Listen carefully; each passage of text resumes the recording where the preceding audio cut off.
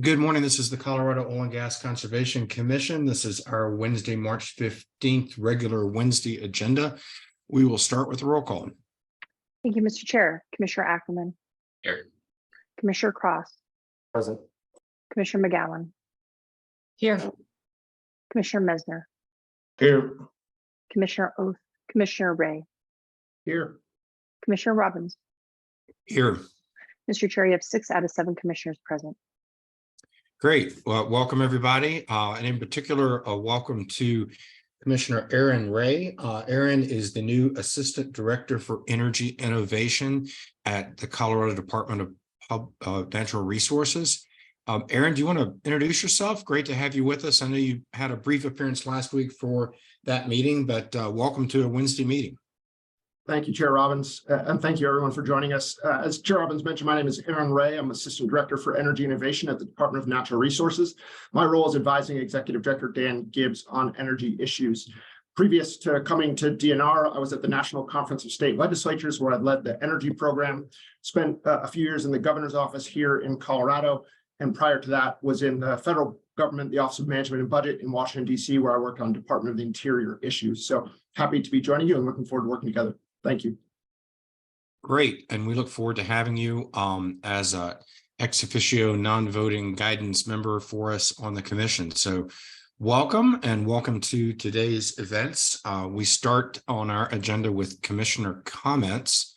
I might make a few comments about our work last week on March 7th and 8th.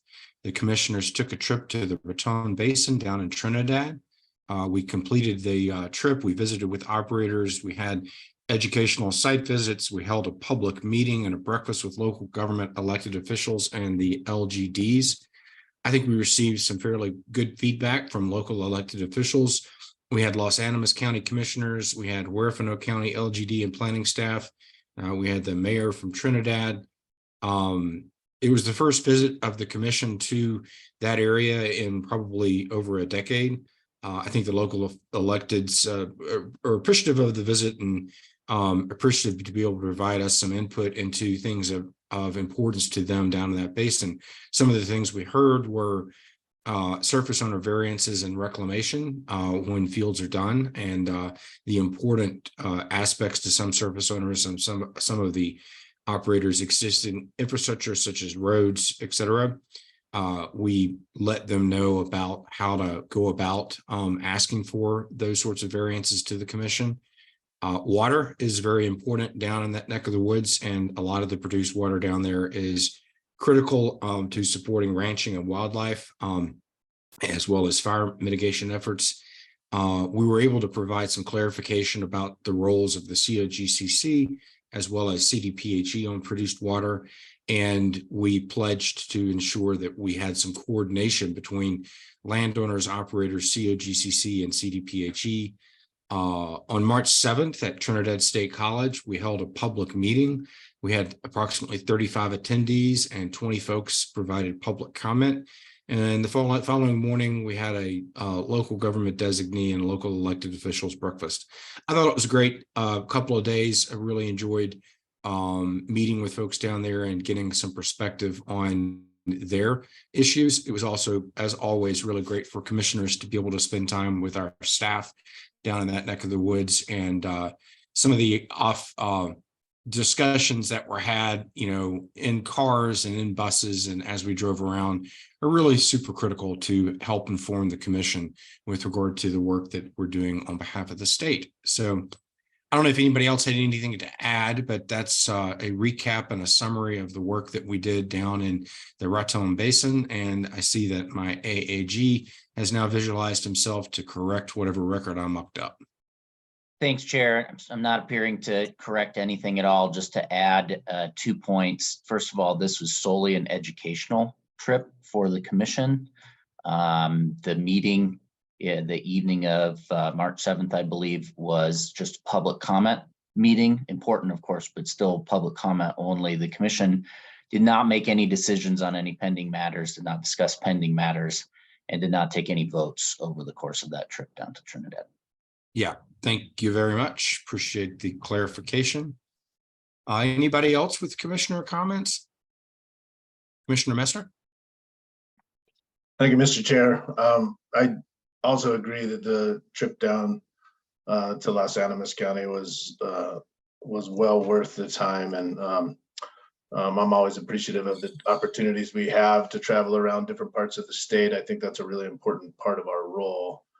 And while we were down there, as you had indicated, one of the big conversations that we had was around water, and so I did want to just update the commission. I've updated the commission a number of times on the work that's being done with the Produced Water Consortium. We do have a meeting this week, actually tomorrow. The Produced Water Consortium is meeting to continue to discuss all things around produced water. And I've had some folks ask for more information about what the Produced Water Consortium is and some of the work that we're doing. And so I want to give just a quick update on what we've been doing over the last 8 months with the Produced Water Consortium.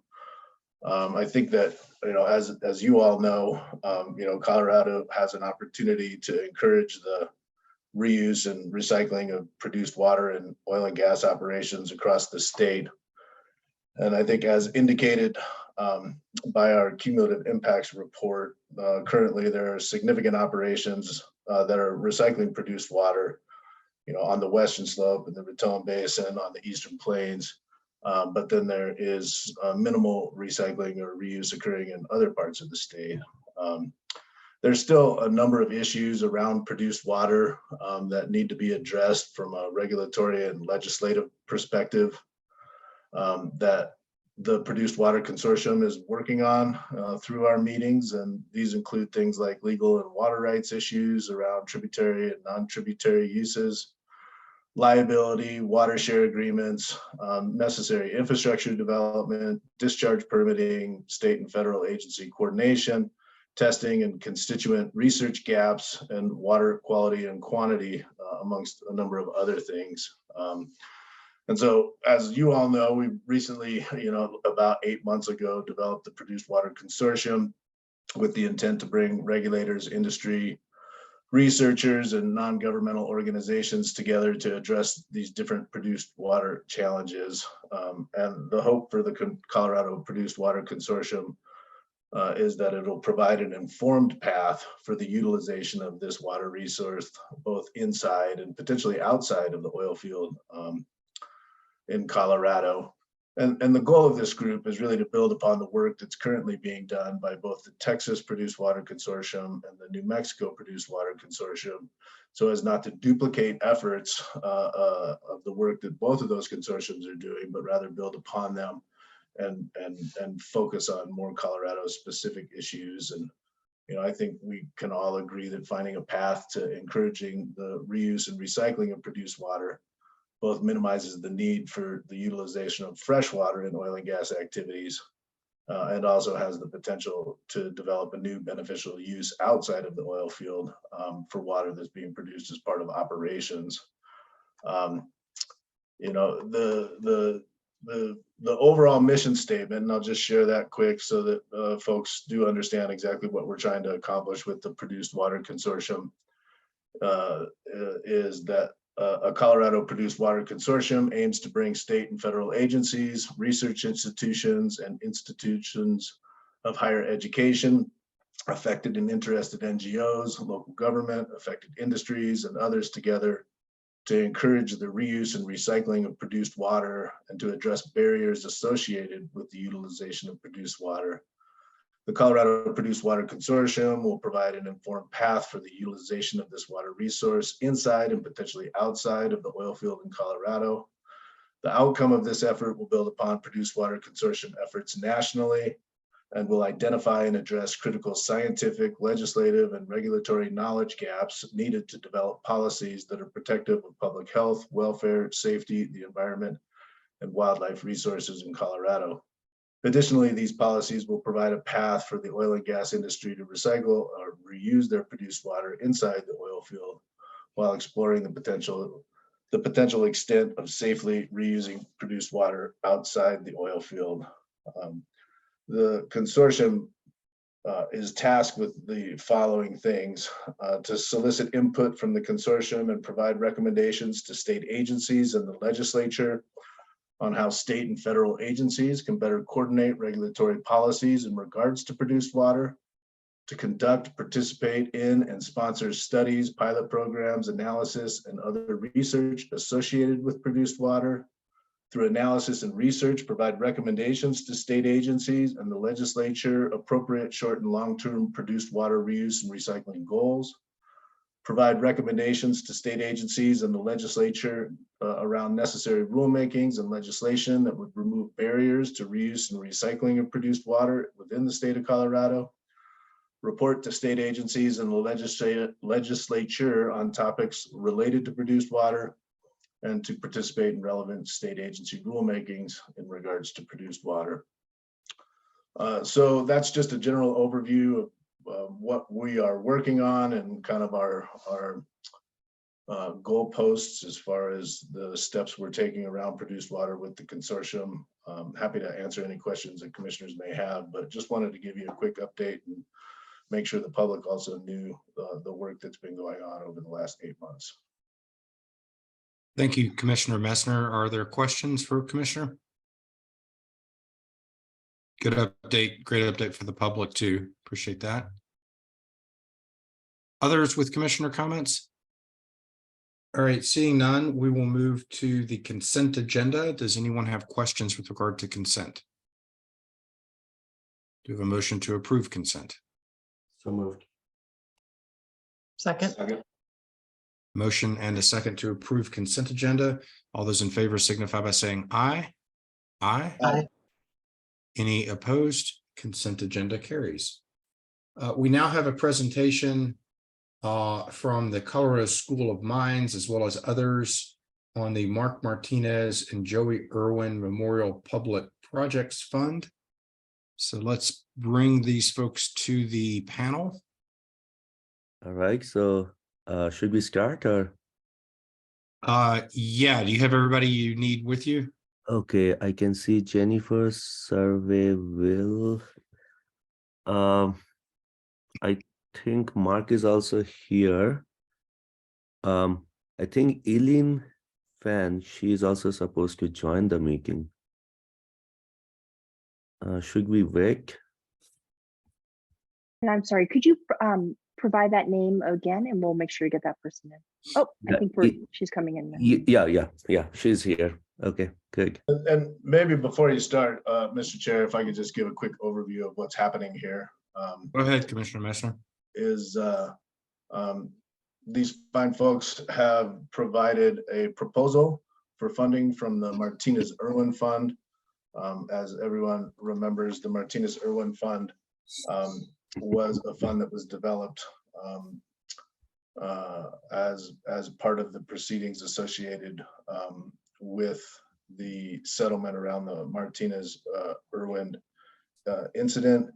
There was additional funding that was provided by the fund after some initial projects were developed. And so these monies that are remaining in the escrow account after payment of the penalty set forth may be used to fund additional public projects that would protect or otherwise aid the COGCC in fulfilling its mission to protect public health, safety, welfare, the environment, and wildlife resources. This commission determined a few months ago a structure for different entities in partnership with state agencies to be able to provide proposals to receive funding from the Martinez Irwin Fund. And what we're hearing today is a proposal from the Colorado School of Mines for funding from that fund. And so appreciate you all being here, appreciate the proposal, but wanted to give just a little bit of a introduction on that. Great, thanks. Who wants to lead off from the group? That would be me, sir. So first of all, thank you for having us today and for giving us this opportunity to speak with you about this. My name is Jennifer Miskimmons. I am the department head and professor in Petroleum Engineering Department out here at Colorado School of Mines. And we are looking at submitting a proposal today to look at the design and statistical analysis of flowline risk assessment model. I'm going to introduce the team a little bit, and then we're going to go through a little bit of the background and what the proposal would do and the deliverables that would come out of that. So Sotir, if you want to go on. So on the team, we have Sotir Bandopadre, who is a professor in our applied math and statistics department. He is a specialist in spatial and environmental statistics and large sample theory. We also have Survey Kamrava. Dr. Kamrava is in the petroleum engineering department with me, and as an expert on machine learning, statistical analysis, and data science as it applies to oil and gas and other particular subsurface areas. We have Dr. Yulin Fan, who is an expert in the steady state transient flow of pipelines.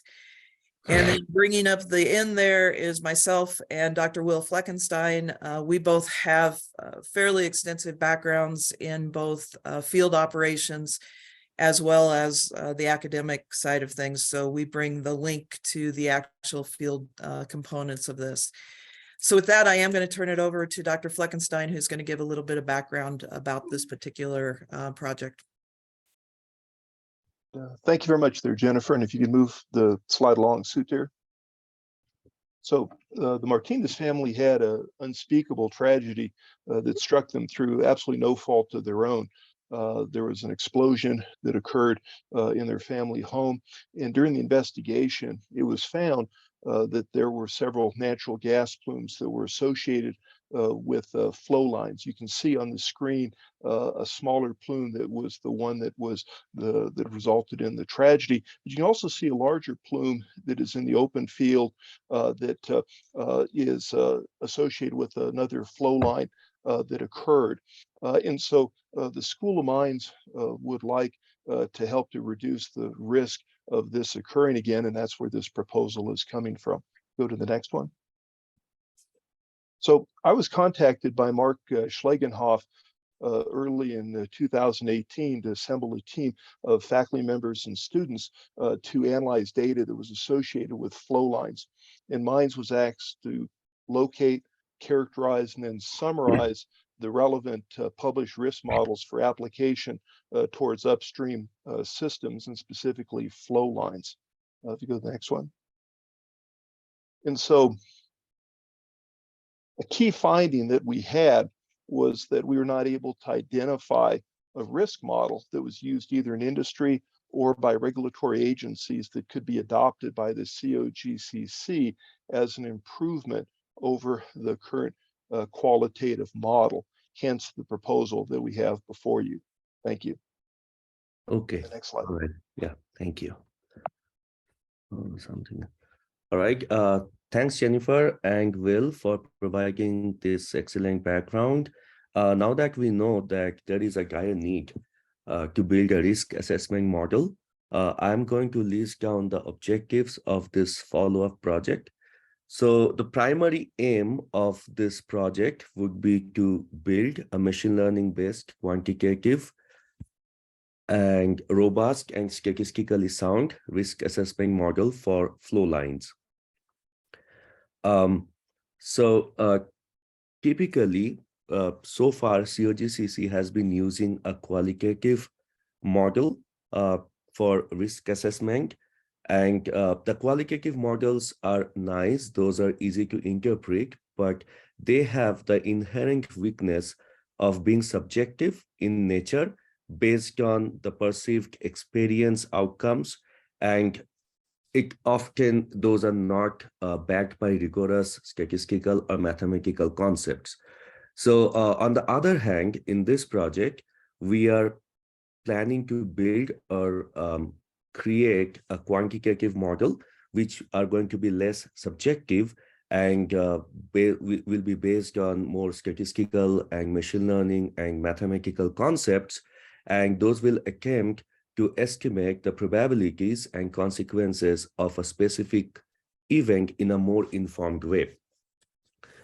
So, of course, once the model is built, a model and the code. So another objective of this project would be that we will make the code available, which will enable us to enable the model to interface with COGCC's existing automated GIS system.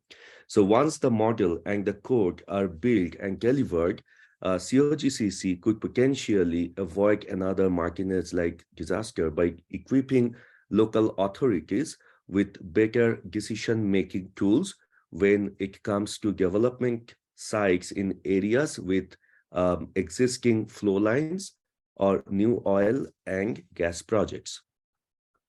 So with that, now in the next few minutes, Dr. Sarve Kamrawa, who is the co-PI in this project, she is going to take it from here, and she is going to spend spend some time outlining the proposed machine learning based model. So Sarve. Sure, thank you. So often, as you know, when we want to find a pattern or an equation that relates all different parameters or data that we have, we use MATLAB or other common tools for simple cases. But when that number of parameters and data increases, then machine learning would become the only efficient method to find that hidden patterns and also knowing how different parameters affect each other. And with the advances that nowadays we see, we have with GPU, HPC, open source softwares like Python, availability of big data, we all see how this field is evolving. So the technology is there for us to apply it to our field to solve problems, or even if we do not have problems, still we can apply these new techniques to be more efficient in our operations. Next slide, please. So to go one step back, the general goal of a machine learning algorithm is to learn from existing data to make predictions for new data that the network has not seen before. And machine learning models can be categorized into 3 main types. And actually, we can take advantage of these all 3 categories for different purposes that we have.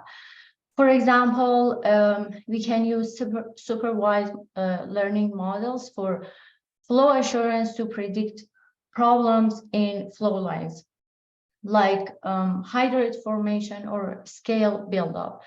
And this will help us to detect potential issues before they happen.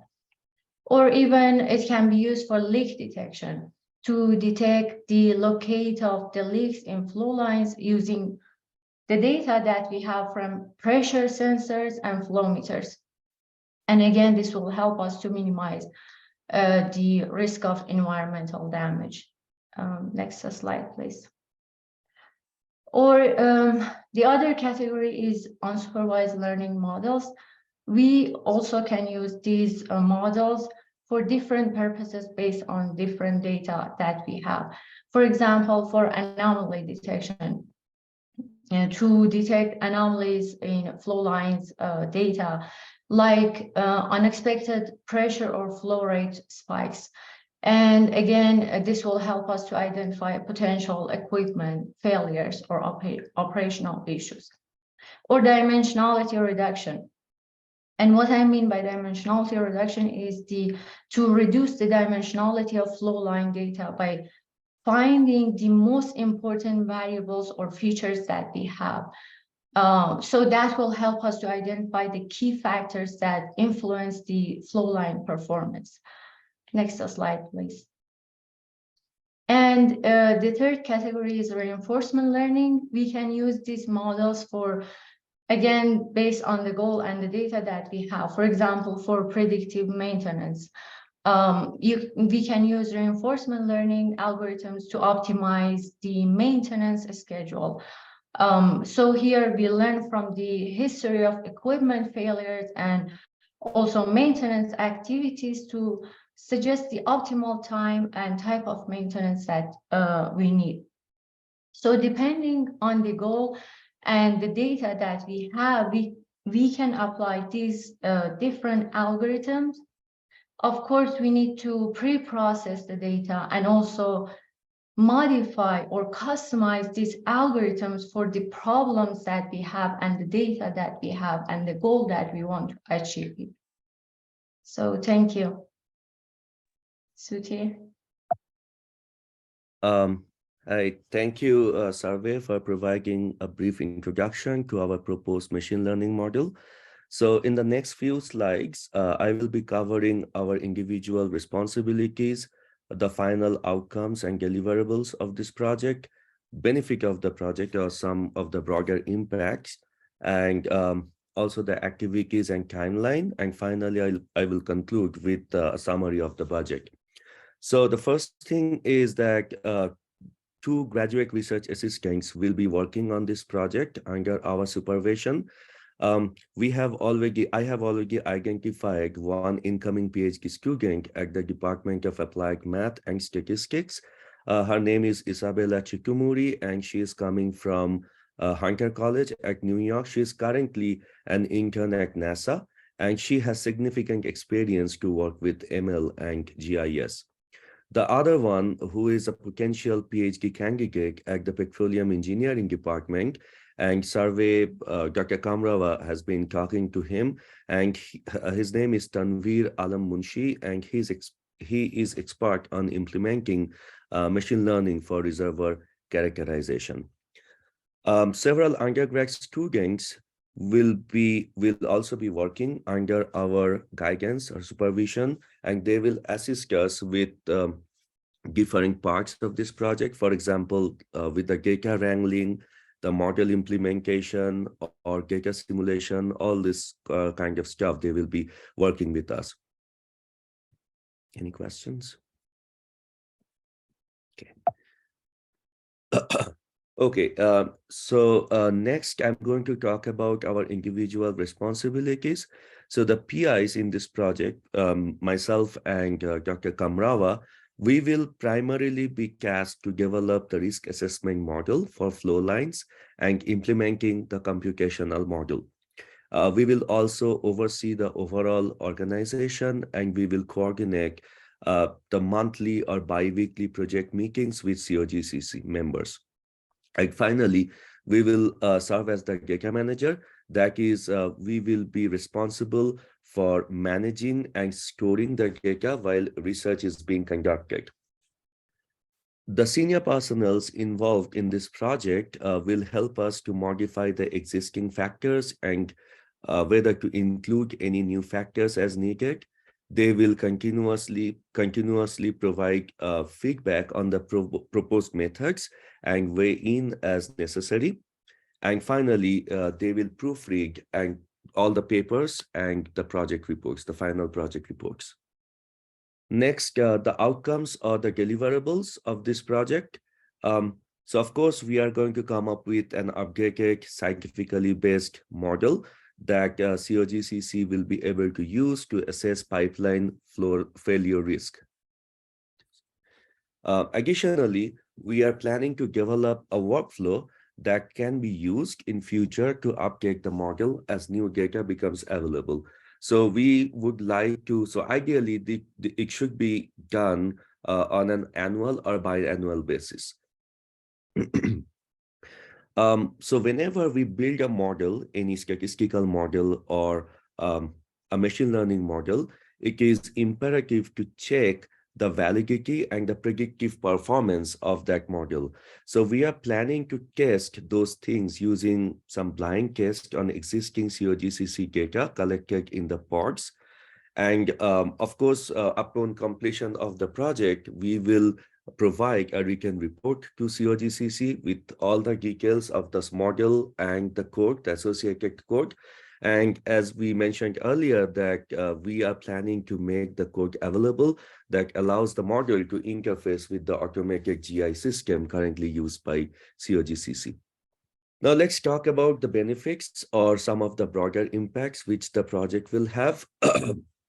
So besides being able to quantify and reduce the flow line risk with the new model, there are several other benefits associated with this project. So first of all, the project will support 2 grad students and several undergrad students who will gain interdisciplinary and collaborative experience working with us and working with COGCC. And I would say that the second thing would be this opportunity could be taken or could be seen as a seed funding for future proposals having a larger scope and impact. And finally, it's needless to say that with the success of this project, COGCC could be at the forefront of innovation and progress in the area of flow line risk analysis, and they will be ahead of other organizations. So in the next slide, in this slide, we have just summarized the activities associated with this project and the timeline. So I would like to pause for a few seconds so that this activities and timeline is in front of you. So please feel free to ask me any questions or ask us any questions. Is just a quick question. Yeah. Year 1 fall, is that contemplated to be this fall? Yes. So it is. So in our project, we suggested that the project start date is 1st August, 2023. Thank you. Yeah. And finally, this is our last slide. So basically, I would like to conclude with a summary of our budget. So in the budget, research case for PIs and SPs to carry out the proposed research activities have been included or have been requested. But most importantly, we have asked for support for 2 grad research assistants, one in Department of Applied Math and Statistics, AMS, and one in Petroleum Engineering Department. So just to let you know that to cope up with the recent inflation, mine's minimum GRA or graduate research assistant stipend has been increased to 32K per year, and this change has been reflected in our budget. We have also requested for some funding to travel to domestic conferences that will support the goals of this project and of course align with the mission of COGCC and this Memorial Public Projects Fund. So potential conferences could include larger conferences like American Geophysical Union Fall Meeting or AGU meeting or Joint Statistical Meeting, Joint JSM, or it could also include, it will also include smaller focused workshops just like Energy and Environment Symposium. And finally, we have also asked for some support to purchase laptops for students. We all know that high performance computer is necessary nowadays to, as the project will require the ability to access, manipulate, and handle large flow lines data. So high performance computers will be needed for that. So with that, I'm going to finish our presentation. Thank you all for your attention. And before we wrap up, we are happy to take any questions you all may have for us. Thank you. Thank you for the presentation. Commissioners, questions? Commissioner Cross. Thank you, Mr. Chair, and thank you very much for this presentation. I found it very helpful and insightful. One question I wanted to go into is you're talking about a shift from a qualitative analysis to a quantitative analysis, and I personally think that's great because I think it's always better to have much more of an objective than a subjective analysis when looking at this kind of stuff. Can you go into a little bit more detail on what kind of quantitative measurements you're going to be looking at? Is it just related to pressure? Is it what variability is going to go into that quantitative analysis? So does anyone want to take this question? Will? I could jump in for a second. So then I can follow up. Yes. yes, and so for part of this, obviously you have pressure, but there's also the kind of environmental factors. So, for instance, the location. So you look at the location where this flow line was, and then you have the development that's occurring around it. And so that suddenly would become an elevated type of a risk factor, where you have the worries of people that are going to be digging. It could be, permit issuing. There's a variety of other factors that could go in to what could be occurring to those flow lines aside from what's going on the inside. Actually, it appears that many times looking at, say, Excel's data for utility lines, that many times it's these outside environmental factors that are actually damaging those flow lines. And I think that's what the key for this is to be able to give the COGC an idea about where the most likely places are, and therefore inspections that should be done, et cetera, that have to do with those risks aside from what's going on inside of the flow line. So it's sort of a risk multiple for some of those outside factors. It could be, and I would leave that to Suter and the other fine mathematicians to explain that a little bit deeper. But that would be exactly what they're trying to do. Okay. Yeah, and I'd like to speak up here. One of the issues we have with any database really is, are we collecting the data that we need, or are there additional data parameters that the COGCC should be collecting? So there's a possibility that we may want to update the database and say, okay, we need to collect these other parameters to fully understand the risk issues.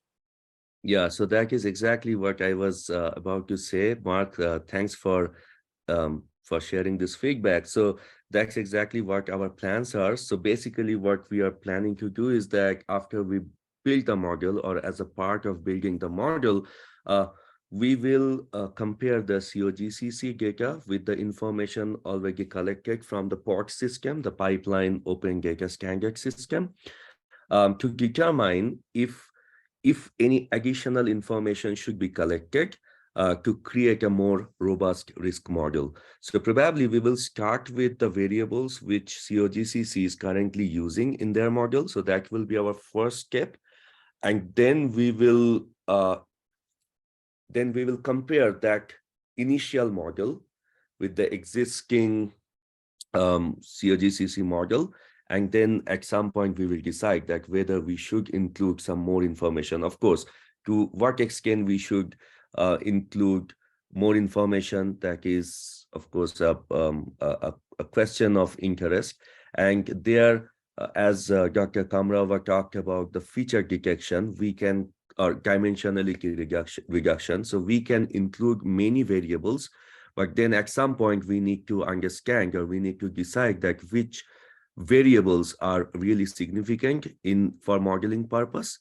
So yeah, so that will be part of the model building process. I hope I was able to give you some idea. Yeah, no, that's very helpful. I appreciate it. Yeah. Commissioner McGowan. Thank you, Mr. Chair, and thank you for your presentation. I have to say I'm still unsure. So originally I thought that this risk-based model would be used to help us with inspections and figuring out which infrastructure we should be maybe more focused on. But what I think I'm hearing is this is more related to when folks are maybe drilling or developers are doing work and we're trying to find where there might be some abandoned flow lines that might still have risk, or to help operators figure out how to maintain infrastructure based on this risk-based model. Am I understanding correctly? I don't know if someone can help me out. If I could step in for a second, this is Will Fleckenstein. And so I think those would be a couple of the outcomes, but really what you're looking to do is to try and be predictive in a more holistic manner where problems could be occurring with the various flow lines, either the legacy flow lines or where new flow lines could be at. And that could include things that, for instance, could you reduce the risk by having more inspections? What type of other things could you do that have been done statistically that show that you've reduced risk. And so that's what you're really looking for is, how do you go ahead and predict where you could have these types of events, and then what's it take to prevent those? So, I'm sorry. Thank you, Will. Just one more thing. So when we will be building the model, or when we will be delivering the model, we will have a lot of factors already implemented in the model. So according to the factors that give the highest probabilities of pipeline failure, I would say that the operators can then anticipate the causes of potential pipeline failure, whether it is internal corrosion or external corrosion or something else, but at least it will give COGCC an idea that which parts of the flow lines are at risk, at higher risk, and they can possibly look at those areas to take, future, some possible steps to rectify those. okay, so we had a presentation a few weeks back on the causes of spills and leaks based on our inspection program. And it is a partially risk-based program that looks at the age of the infrastructure, where they see repetitive kind of problems with operators. So I'm wondering what variables you think are missing from the staff's current risk-based model. Yeah, one of the issues we face is that previously we did not have a flow line database. So when that was presented to you, the current risk model we have is based on the well database, because that's all we had to work with. So really one of the things we want to do is to start using the current flow line database and to adapt that over to the risk model. But currently, when we first, the group was first set up, we did not have a flow line database to base it on. So we based it on the existing data we have, which was the well data. Thank you. So are you saying that we have not integrated data from the flow line database that we now have, and that needs to be integrated? Yes, exactly. Okay. I'm wondering if, I think what I heard you say is that the model then will need to have an annual update with data, and am I understanding that? And will that have a cost associated with, or how will we update this model then? I think once we get it set up and integrated, then, it would just be part of the normal operations of the agency, just like it is with our other data. Okay. Yeah. So is this model something that we're going to be able to share with other states if we show that it can be successful in helping determine risk and other things? And are we going to provide that for free to other states since we're paying for this? I think the concept would be of interest to other jurisdictions. I guess what I'm asking is, do we own it after we buy this so we can share it with other states? Because I think, part of the point of the Martinez-Irwin funds is for us to reduce risk. And I think if we have valuable information or a model that actually works, we would want to share it with other states who might be facing some similar issues. I would expect it to be shared through institutions like the COGCC, which is the State Oil and Gas Regulators Association, other industry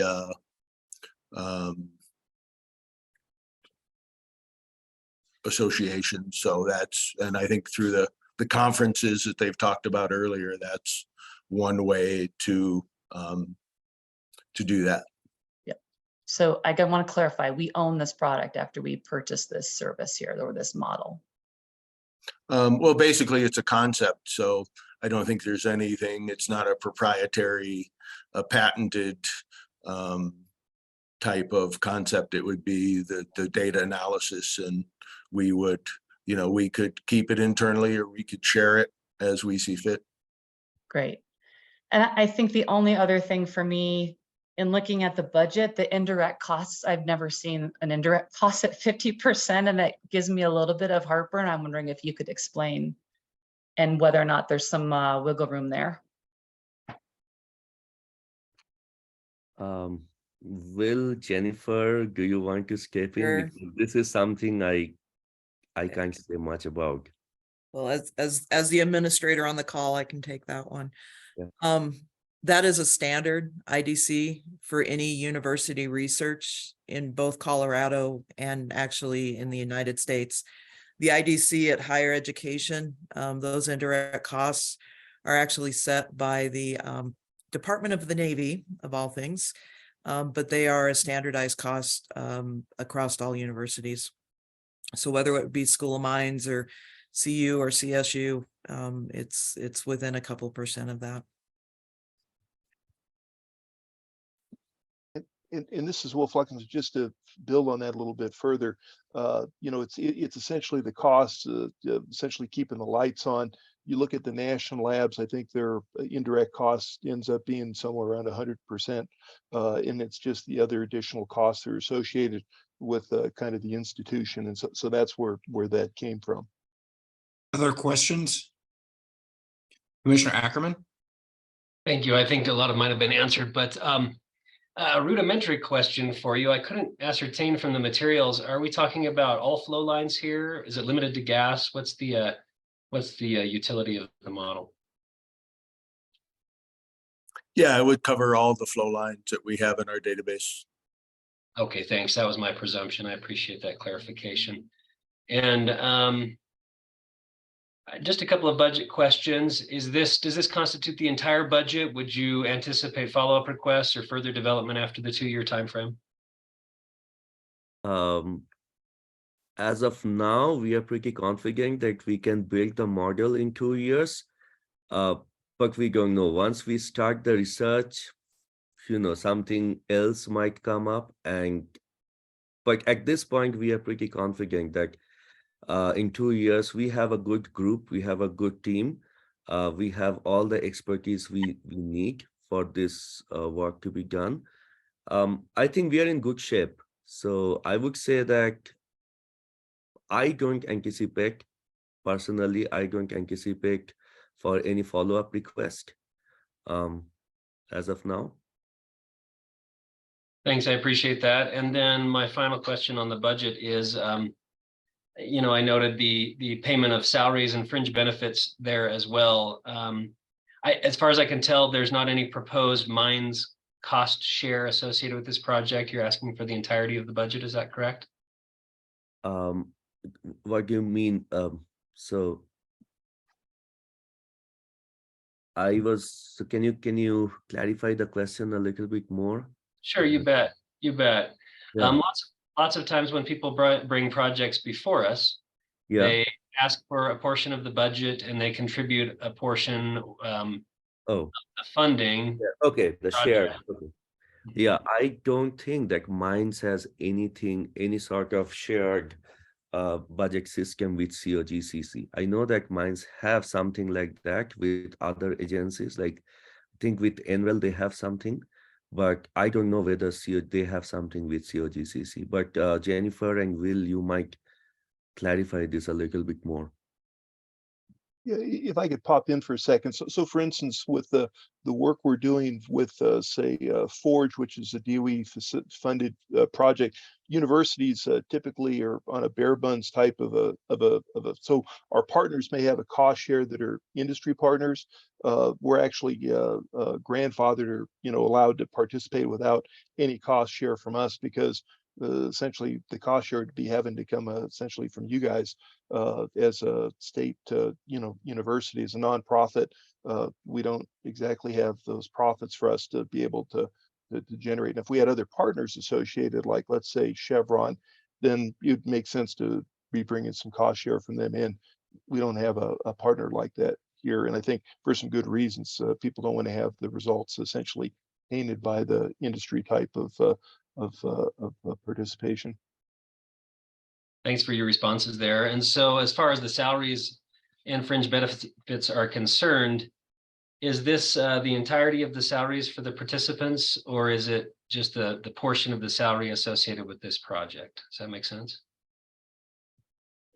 So, so if you are looking at the budget, we have asked for 27 research days, so which is a little more than one summer month. So I don't know whether you are familiar with our institution or the academic salary system, but we are paid for 9 months, and in summer for 3 months, 3 to 4 months, we have to get salary from outside outside funding. So that's why this 27 research days, which are a little more than a month, for PIs, and for senior personnel, Dr. Fan, we have budgeted for 12 research days, which is kind of half of one summer month. And for Dr. Miskimins, we have just asked for 3 research days, which is probably half a week.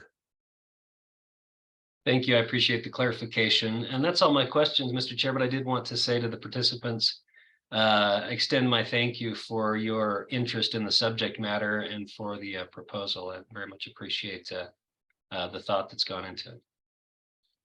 Yeah, great. Mr. Schlegenhoff, did you want to add anything into all of this at this point? I'd just like to say that, you know, we've worked with Mines on their previous report and developing this proposal, and that we do support it. Commissioner Messner? Thank you, Mr. Chair. I just wanted to clarify that, Mr. Schlegenhoff. So, I mean, you run this by the different departments, and COGCC as a whole is supportive of this project and would find it to be useful and helpful in continuing to move forward with the mission to protect public health, safety, welfare, the environment, wildlife, resources. I know some of the managers have reviewed it and were supportive. I don't know if all the managers have, but I know the environmental manager and the orphan well manager were supportive, and the engineering manager were supportive. I haven't talked to Julie about it specifically. Okay, thank you. Further questions at this time? Commissioner McGowan? Thank you, Mr. Chair. Wondering if you can still make this happen without us sending your students to conferences. Can you repeat your question once again? Sorry. I'd like to remove the $18,000 for going to conferences.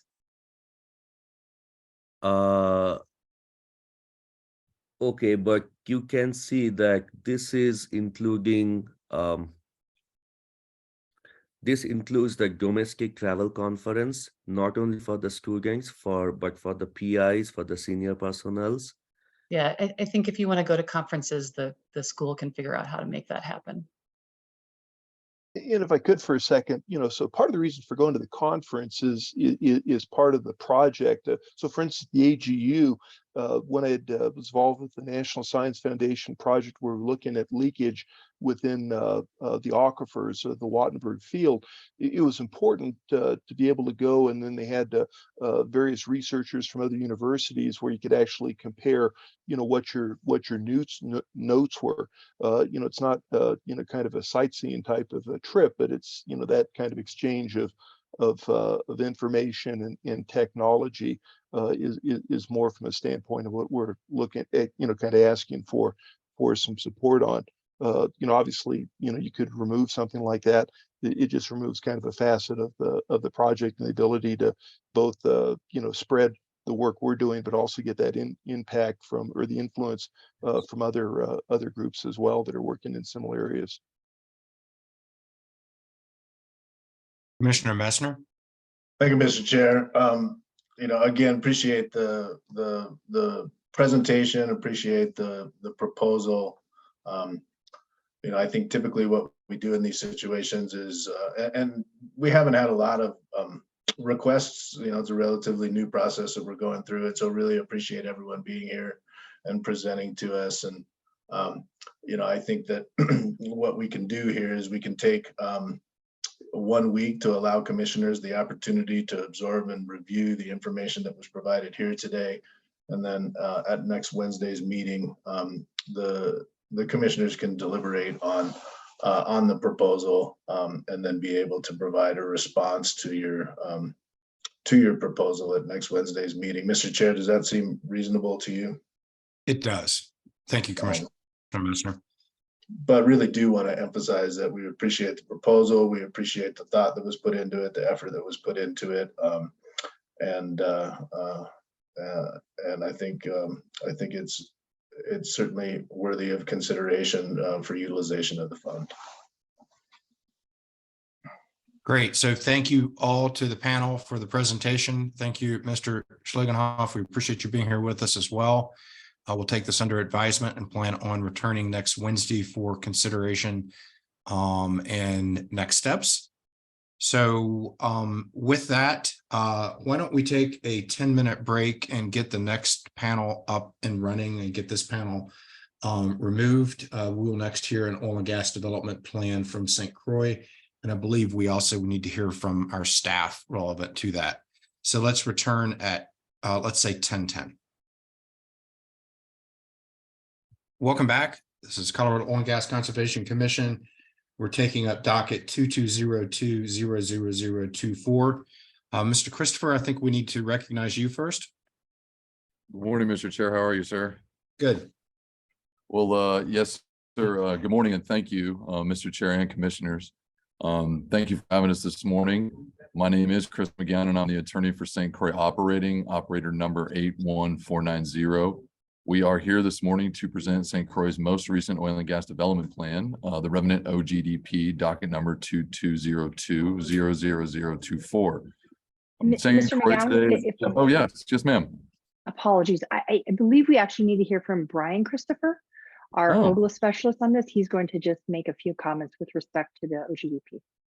Apologies. Sorry, ma'am, just launched into it. Absolutely. Yes, I'm just here to issue a quick correction. In the director's recommendation, there were references to this location being in Washington County and also in Weld County. The Weld County reference is incorrect. This OGDP is in Washington County. Great. Thank you, Mr. Christopher. Was that it from your perspective? Yes. Okay. All right. Now, Chris McGowan, we will hear from you. Well, apologies about that. I guess that apologies about that confusing last name. Again, today we are seeking, St. Croix is seeking approval of an approximate 160-acre OGDP and associated drilling and spacing unit for the development and production of one vertical well and one production facility from a total of one location in Township 3 South, Range 51 West, 6 p.m. in Section 7. The surface location for the Revenant 1 is the northwest quarter of the northeast quarter of Section 7, Township 3 South, Range 51 West, and the Revenant production facility is in the northeast quarter of the northeast quarter of Section 7, Township 3 South, Range 51 West. St. Croix has secured 100% of the mineral interest in the application lands and has properly noticed the project pursuant to COGCC and statutory requirements. Pursuant to the application process, St. Croix has worked diligently with COGCC staff and the interested parties to ensure all regulatory requirements have been met, and this project will be developed in a manner that is protective of the health, safety, welfare, and wildlife resources as required by this commission. I am joined today by Miss Jessica Donahue from Ardor Environmental. She is the regulatory compliance specialist for this project. She is extremely familiar with the application lands, and I would like to now turn it over to her to give the application presentation and overview of the project. Good morning, everybody. Thank you. Let me just get my screen here. Yep. Okay. Doesn't everybody love how on Zoom you start hitting the share buttons and everything moves? Okay. We see a presentation, correct? Yes. Good. Thank you. All right. Good morning, Commissioners and Chairman Robbins. My name is Jessica Donahue. I am a permitting and compliance specialist with Ardor Environmental representing St. Croix Operating. St. Croix Operating was founded in 1996 with operations in Colorado, Montana, North Dakota, and Wyoming. St. Croix, Colorado operations are currently focused in Washington County. Their Colorado assets consist of vertical oil well development, St. Croix operates in a manner that protects public health, safety, welfare, the environment, and wildlife resources. St. Croix's operations consist of active engagement with Washington County, community members, and the surrounding landowners. St. Croix has received the director's recommendation for the Revenant Oil and Gas Development Plan before you today. This OGDP proposes to construct 2 separate locations, which will consist of 1 vertical oil well and 1 production facility. The Revenant OGDP consists of 160 acres in the northeast quarter of Section 7, Township 3 South, Range 51 West, and proposes to construct 2 oil and gas locations. The Revenant number 1 will be the producing location with 1 proposed vertical oil well. The Revenant production facility will not have any wells on the location. This location will only consist of production equipment for the Revenant number 1. As represented on the vicinity map to your right, the green star shows you the Revenant project location. For geographic referencing, Revenant is approximately 6.5 miles northeast from the nearest town, Anton, and it is approximately 47 miles southeast of Fort Morgan. The nearest crossroads are County Road 17 and HH.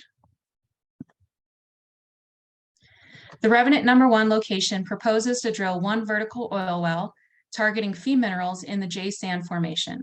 The oil and gas well location disturbance will be 7.59 acres. The proposed Revenant production facility will be east of the proposed well, adjacent to County Road HH. The oil and gas location is proposed to be 6.93 acres.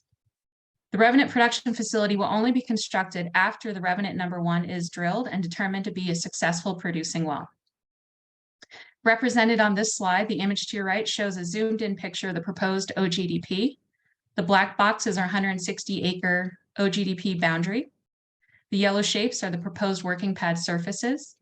The blue shapes are the oil and gas locations. And the black line represents the co-located access road and off-location flow line corridor. And as you can see on the aerial, both locations will be within an agricultural field. One question that may arise from looking at this is, why would St. Croix propose 2 different locations in such close proximity? Once the proposed Revenant number 1 is drilled and ready to produce, it will undergo interim reclamation and bring the long-term disturbance down to 120 foot by 120 foot area, which is approximately 0.33 acres of long-term disturbance. This reduced footprint allows St. Croix to maximize the amount of surface that can be returned to agriculture. By constructing the production facility adjacent to the county road, St. Croix can utilize operational practices that will minimize the amount of traffic that has to traverse the agricultural land, lessening potential surface impacts such as dust to the surface owner's crops.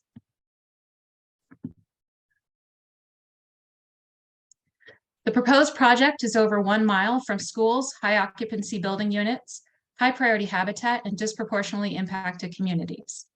The proposed locations are not within a floodplain, nor are they within 2,000 feet from approximate local government. The nearest downgradient wetland is over 1,000 feet away. St. Croix does have a surface use agreement with the surface owner, and the proposed locations are over 2,000 feet from the nearest residential building unit. All these location considerations allow St. Croix to propose the Revenant OGDP without requiring an alternative location analysis. St. Croix did request 2 lesser impact exemptions for noise and light mitigation plans. The brief duration of drilling operations and distance from sensitive receptors will generate minimal impacts. The image to your right highlights the nearest residential building unit, circled in blue, that is over 2,000 feet away. This RBU is 2,019 feet at its nearest point to the project. The RBU is owned by a landowner that St. Croix has been in communication with, and the landowner is aware of the Revenant project. The landowner is comfortable and supportive of St. Croix's oil and gas operations. Project timeline: the Revenant OGDP was filed in early 2022. Completeness determination was received October 6th of 2022. No public comments have been received on this project, nor were there any petitions filed for the hearing application. St. Croix received the director's recommendation on March 3rd, 2023. St. Croix operations are typically about 1 week to construct the location and 1 week to drill the vertical well, and then about another week to conduct the formation testing and prepare the well for production. As I'm sure you saw in that aerial image, this is in eastern Colorado, and the topography is not as challenging or diverse as some of the other parts of Colorado. Also, these wells will not be hydraulically fractured. St. Croix anticipates commencing the Revenant project this summer. As I mentioned earlier, St. Croix will construct the Revenant number 1 first and drill the well. If the well is successful, then they will go in and construct the Revenant production facility. The Revenant project is located entirely within Washington County. Washington County does not regulate the siting of oil and gas locations. However, St. Croix does engage with the Washington County on their projects, especially coordinating things such as the emergency response and truck haul routes. Washington County local government designee is also involved in the review of the Colorado Department of Public Health and Environment Regulation 7 pre-production air monitoring plan. I want to highlight some of the best management practices that St. Croix utilizes. I'm not going to read you the whole slide, but here are just a few of our examples of what they do in their operations to protect public health, safety, welfare, the environment, and wildlife, such as utilizing recycled water for drilling to minimize their freshwater impacts. Freshwater is only used in St. Croix projects for dust mitigation. The image on this slide is the picture of the proposed Revenant number 1 location facing east towards where the Revenant production facility will be located. So this, I'm sure, is a much smaller OGDP than what you have been hearing lately. But one approximate 160 acre OGDP and DSU. And that will have 2 oil and gas locations and 1 vertical oil well. The Revenant OGDP is supported by the director's recommendation, as I mentioned, issued March 3rd. St. Croix has submitted to COGCC with their Form 2A several plans and best management practices to avoid, minimize, and mitigate any potential impacts to the community, public health, safety, welfare, the environment, and wildlife. St. Croix would like to thank the COGCC staff for all their efforts in reviewing the Revenant OGDP. And St. Croix respectfully requests approval of the Revenant OGDP by the Commission and is here to answer any potential questions the Commission may have regarding the project. Great. Questions from commissioners for the presentation? Commissioner McGowan? Thank you, Mr. Chair, and thanks for the presentation today. And I definitely had a question about why there were 2 sites, so I appreciate that you covered that. So just to follow up a little bit on that, does that mean also that in this instance it's not possible to move the well and do a directional drill and have everything all on the same pad? That this was a curiosity for me.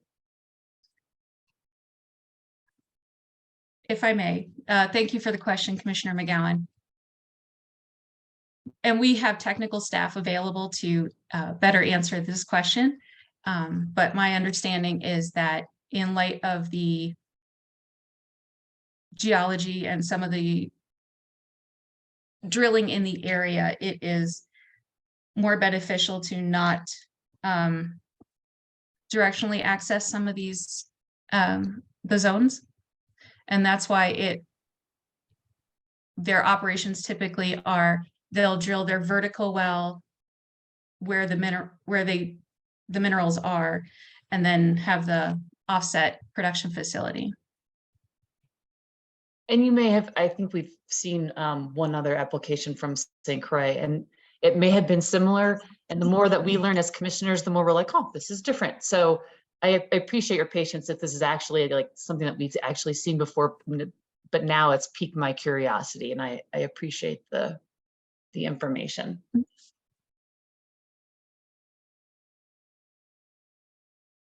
Other questions?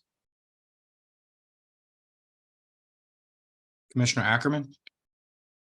Just a couple of quick questions. I appreciate the presentation.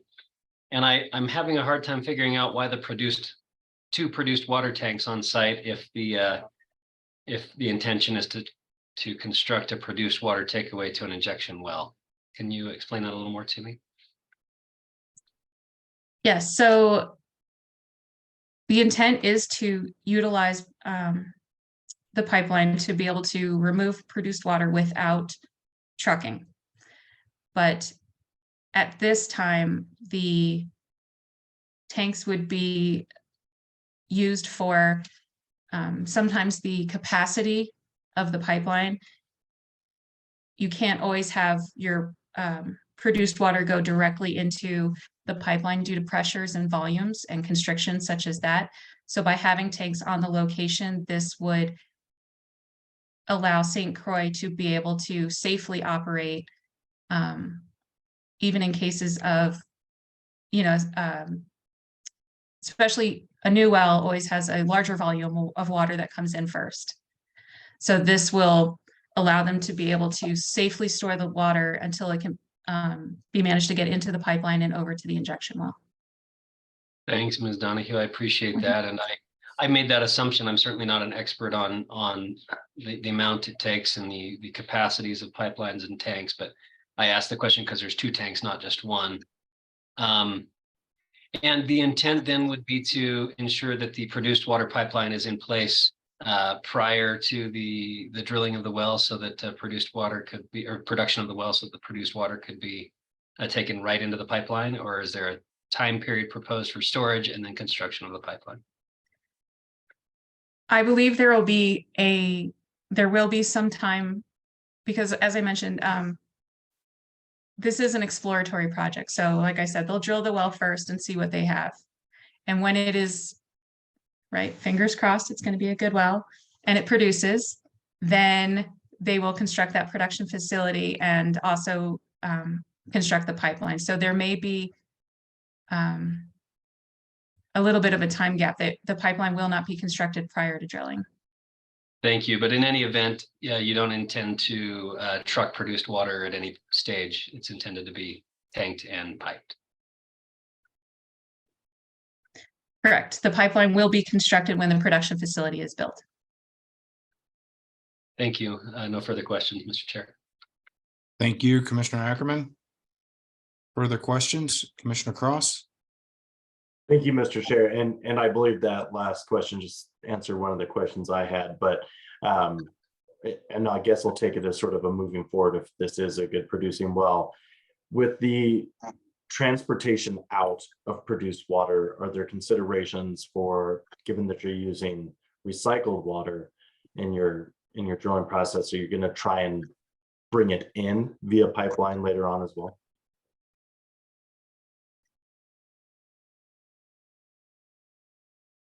I likely not for this. I apologize. For future wells in the area, if this is successful and St. Croix looking to do additional wells in the area in the future, do you believe that since you're already trying to set up an infrastructure to pipe the produced water out, but you're wanting to use recycled water, you're planning to pipe recycled water in for drilling purposes? That is something that St. Croix has not looked at this time. Just for clarification, since this is a shallower vertical well, it only would require approximately 4,215 barrels to drill. So the volume required to drill is a minimal amount of trucks in the grand scheme of things. So it would be something to look at, but I don't know if the impacts of the minimal trucking for 4,000 barrels would offset the impacts of laying a temporary surface line or additional buried water lines to be able to provide the water support. That was my only question, Mr. Chair. Thank you.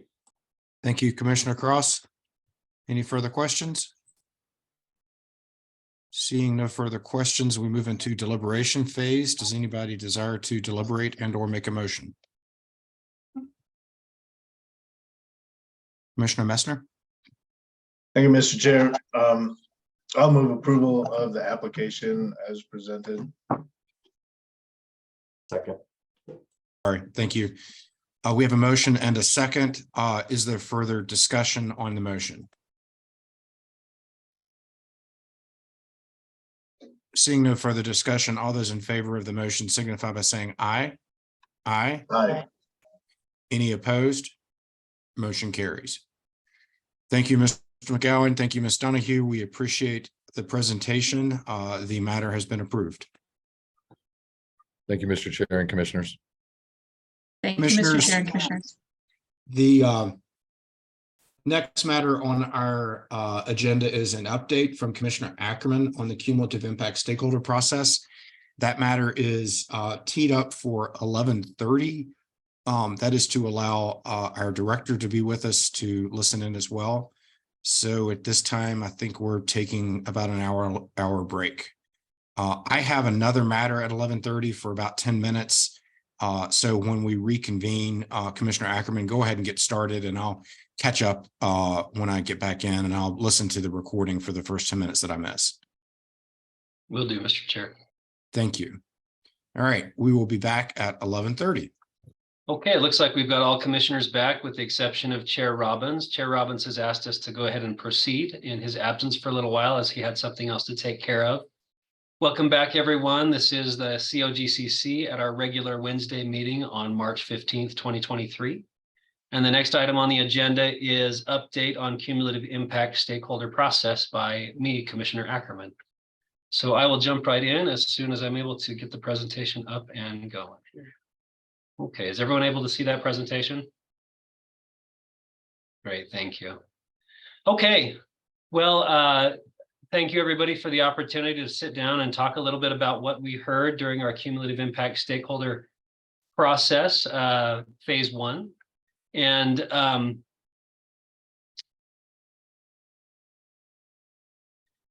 what we're going to talk about today is the cumulative impact progress thus far. Also wanted to fill you in a little bit on the listening sessions, including analytics associated with the listening sessions and the listening session topics, and talk a little bit about the next steps of the cumulative impacts process. The intent of the presentation today is to inform the Commission of what we heard, although the Commission attended each of the meetings. We've put together a bit of a summary presentation to be able to kind of summarize the main points that we heard and go through the main comments. And of course, you know, this starts with Senate Bill 181, and its intent is to prioritize the protection of public safety, health, welfare, and the environment in the regulation of the oil and gas industry, which then precipitated also the statute 346106 modification that said the Commission shall adopt rules that, in consultation with the Department of Public Health and the Environment, evaluate and address the potential cumulative impacts of oil and gas development.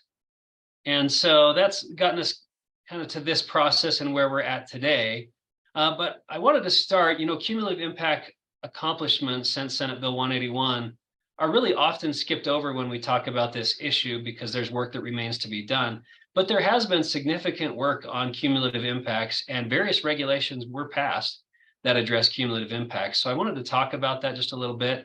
In 2020 and 21, there was an extensive series of rulemakings pursuant to Senate Bill 181 that's referred to collectively as the Mission Change Rulemaking. And that included a rulemaking specifically focused on drafting and implementing cumulative impacts regulations, as well as the incorporation of cumulative impacts concepts into really virtually all other rulemakings. So I wanted to highlight some examples of current cumulative impacts regulations. Certainly not an exhaustive list, but it is a little bit lengthy, as I wanted to make sure that people understood the work that's been done to some degree. Now, in fairness, there were a couple of cumulative impacts regulations on the books prior to the rulemaking that had to do with using directional drilling and the consolidation of facilities to minimize cumulative impacts of production of oil and gas.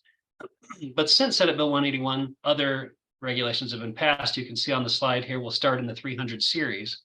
And the 300 series implemented CIDR, the Cumulative Impacts Data Evaluation Repository, with the intent of using data that's gathered over time to undertake studies to evaluate and address cumulative impacts to relevant resources at appropriate scales.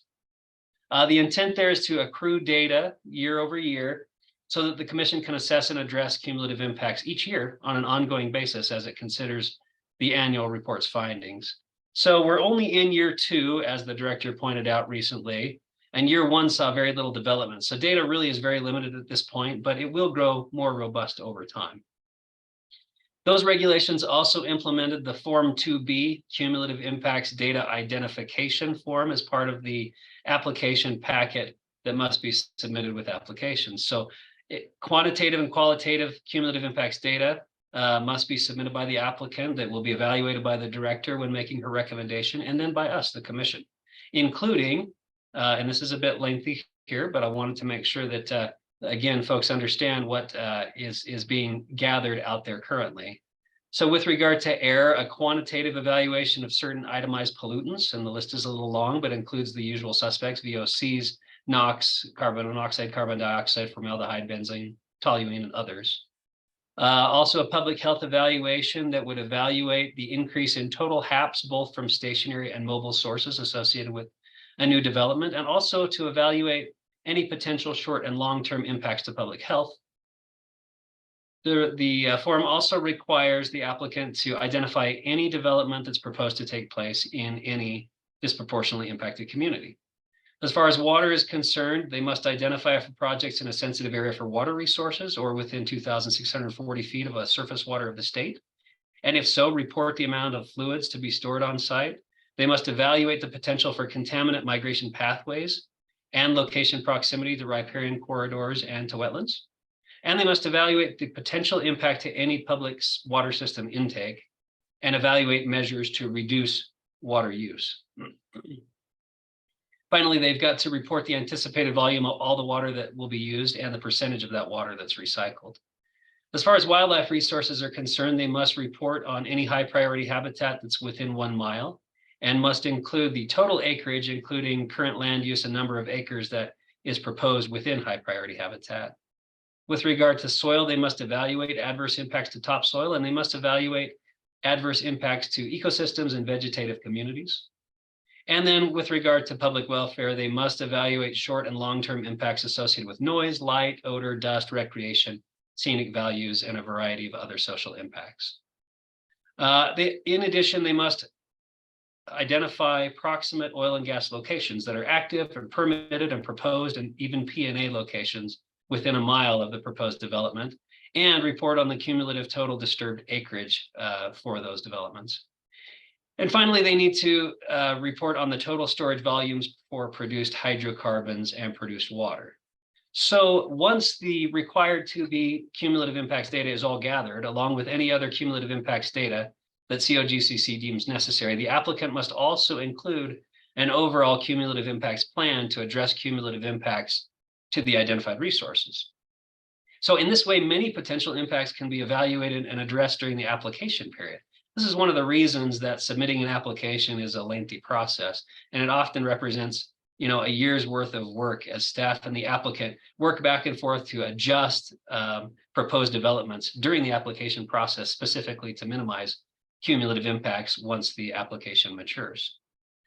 And if certain triggers are met, then the applicants must consult and cooperate with CPW, CDPHE, surface owner, and public water system entities as part of the application in order to craft and implement best management practices and other acceptable measures, again, specifically intended to reduce cumulative impacts. Comprehensive area plans also fall within the 300 series. And the whole reason for comprehensive area plans is they're intended to facilitate evaluating and addressing cumulative impacts over broad geographic areas, helping to master plan, if you will, developments to avoid, minimize, and mitigate impacts through systematic planning, system-wide implementation of BMPs, and the minimization and centralization of facilities. So taking all of these reported impacts into consideration and adjusting the approach to each OGDP really is an imperative part of the extensive staff and director work during the lengthy application process, and is a key consideration within the director's recommendation and part of the commission's evaluation during hearings.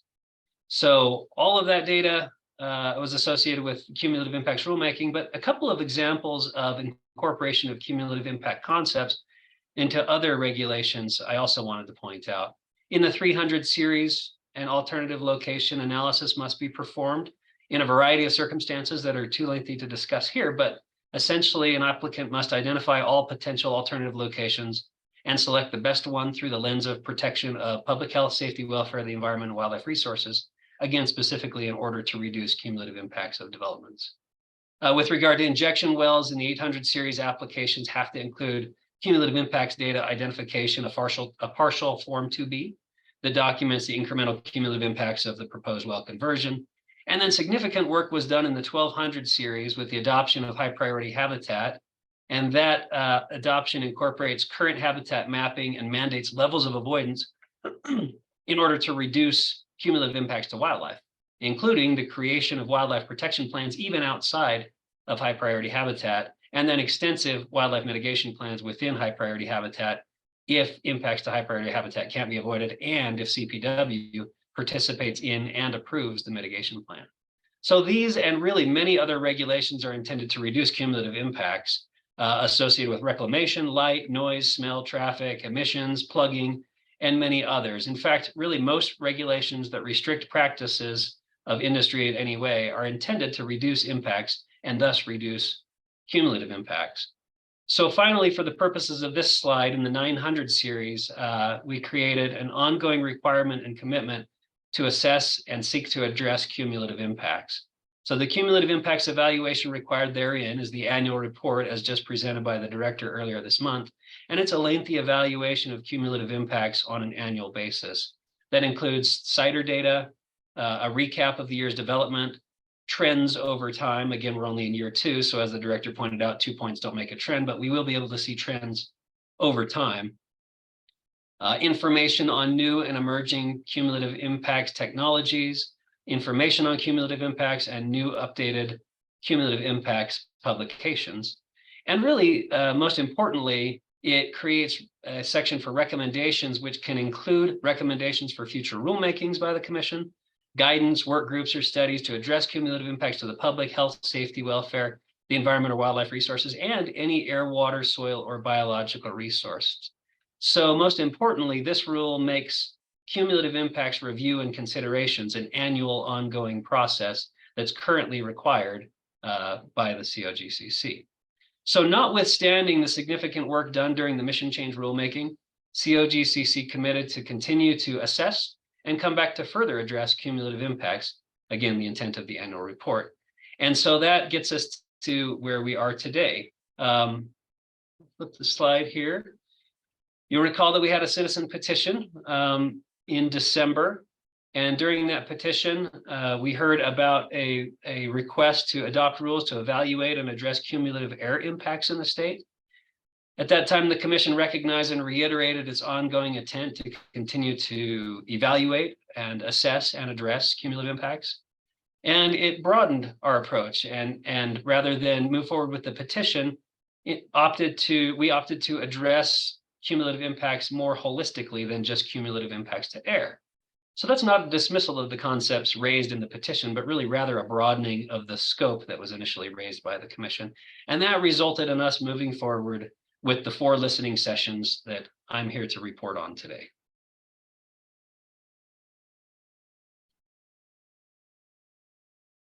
So I wanted to share just a little bit of the analytics before we move into the meat of what was commented on during those sessions.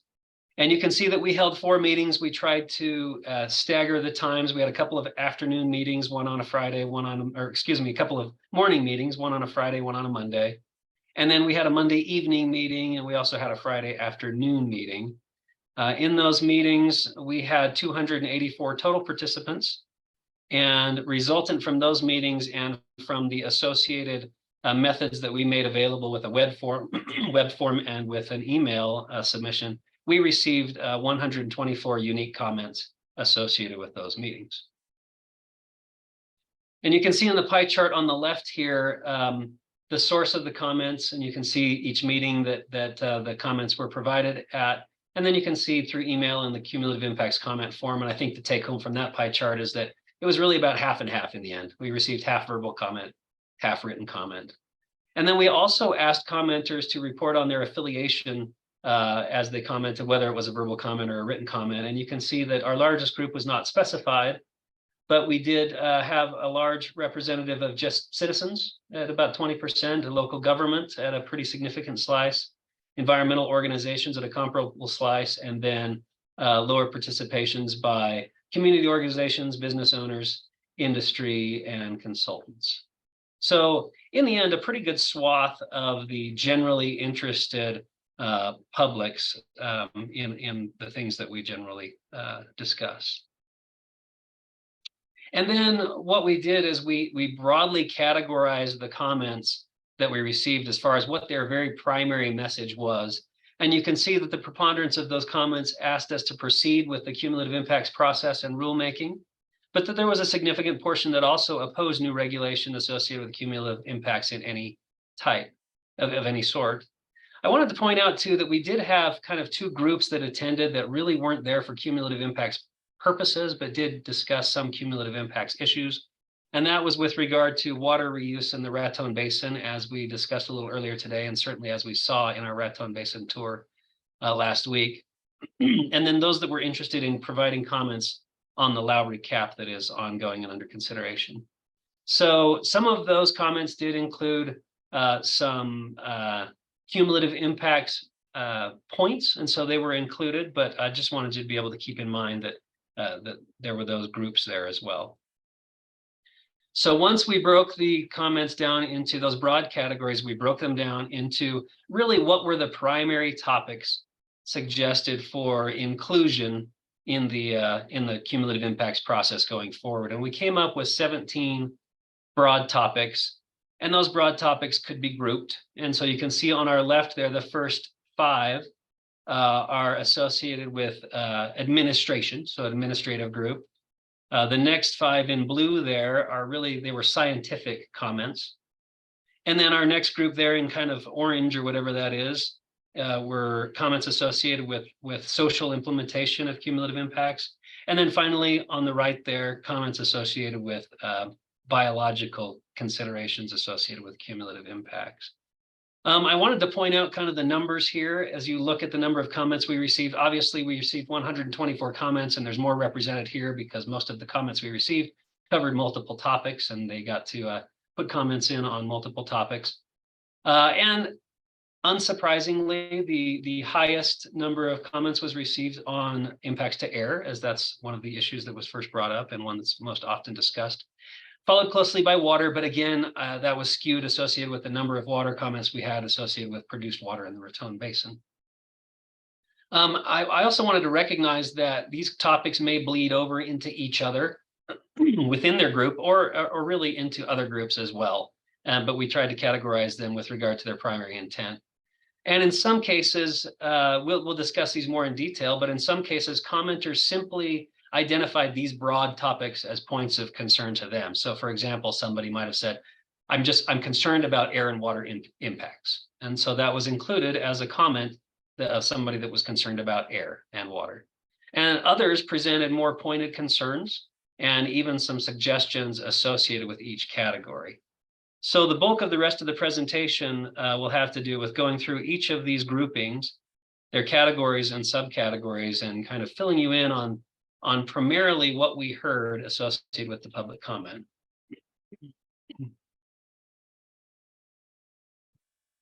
So I'd like to start with the administrative group, and we'll start with process at the top and work our way around clockwise.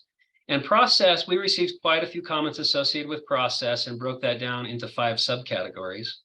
And so with regard to the scope of the process, we heard that we should discuss and agree upon an overall scope before going forward, and that there were many that felt that we should use the citizen petition as a starting point. There were others that said cumulative impacts regulations only work if they're broader in scope than oil and gas, to limit other activities simultaneous to restrictions on oil and gas commensurate with their impacts, such as overall automobile use. There were those that asked us to evaluate cumulative impacts from a statewide perspective, but also those that asked us to focus our cumulative impacts evaluation on discrete areas. With regard to coordination of process, we heard often that we should involve other agencies. So for example, CDPHE came up often, EPA, CPW, local governments. We were asked to include academic experts and representatives of environmental advocacy groups within the process.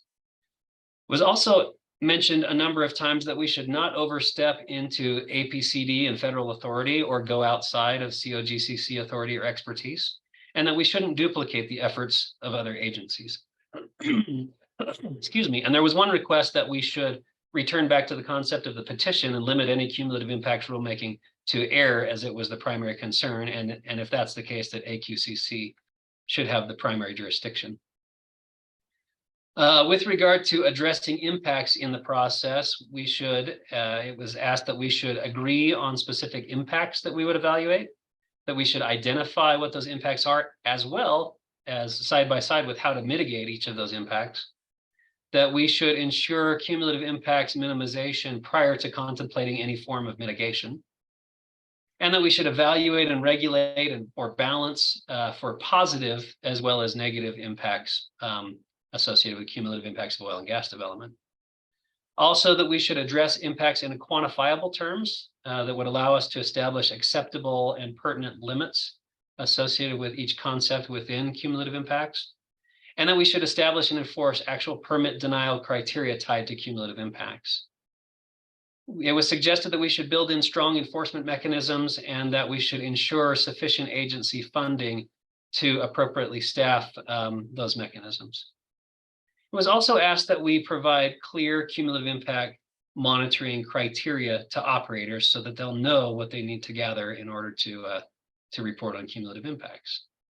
With regard to public participation in the process, it was asked that we define meaningful public involvement beyond just participation numbers in the process. And it was also requested a few times that we should conduct community impact tours throughout the state as a commission. As far as timing of the process, we were urged a number of times to swift action. And we also were asked to take our time, and we were also asked to consider no further cumulative impact changes, as Colorado has recently enacted cumulative impacts in rulemaking and created many regulations with high standards, asking us to allow them and the annual cumulative impacts process to progress and to be evaluated prior to creating more regulations and process. So those were kind of the bulk of the process comments. I'll go ahead and move on to the definition of cumulative impacts. And of course, as I mentioned, this presentation is intended to inform the commissioners. If you'd like to ask questions along the way, I'm happy to try to answer those, or if you'd like to hold those, I'm fine with that as well. So I'm doing a lot of talking, but feel free to interrupt if you would like to. So with regard to the definition of cumulative impacts, this came up a number of times, and many people suggested that the already established EPA definition would be a good starting point. Others suggested that we supplement that EPA definition in one way or another. One request was that we supplement with the Environmental Justice Task Force definition. Others said we should generally just use the legally accepted definition of cumulative impacts. We were even asked to itemize impacts within the definition, so include air quality, biological resources, biodiversity, greenhouse gases, drought, land use, water, et cetera, and a number of other items within the definition itself. We were asked to include past, present, and reasonably foreseeable future activities within the scope of cumulative impacts, and to assess cumulative impact. There was a suggestion that said we should assess cumulative impacts that will be addressed in the process, and that might help inform the definition after the assessment.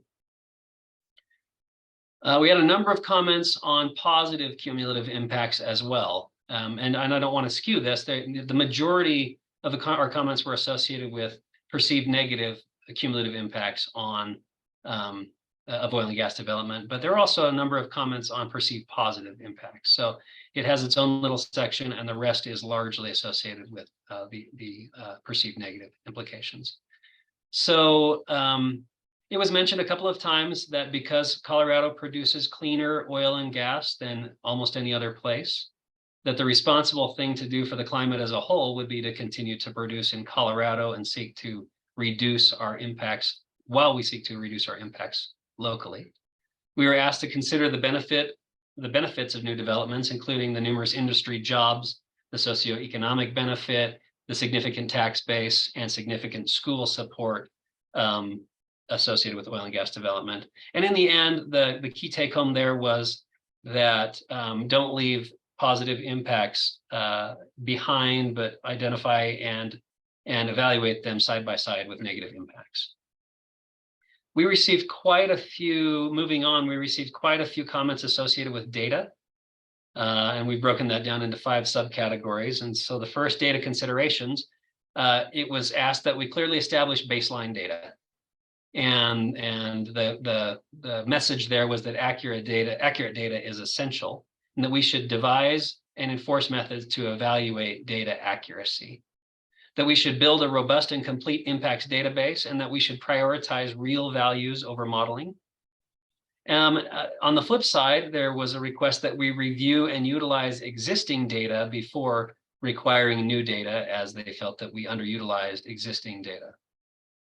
As far as data sources are concerned, they asked that we do not rely on operator-provided data, but require, and others said, well, require follow-up data from operators, the reports against the estimates on their application. There was a suggestion to bring on staff data analysts that are specific to cumulative impacts. Also, we were requested to consider use of Colorado EnviroScreen as a data source and to include site-specific data sources in our consideration. There were a couple of comments associated with how they'd like us to use that data. And the first one was to use data to develop enforceable limits. Others suggested use baseline data to approve permits only when they won't result in exceeding established standards. And there were a number that asked us to consider non-oil and gas related data when evaluating permits. And then some comments on further study and further data that we could accumulate.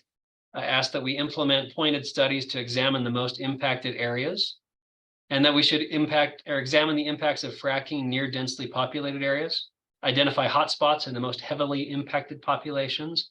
They asked us to map point and non-point sources of pollution associated with oil and gas, and to examine how different oil and gas related toxins may interact with each other.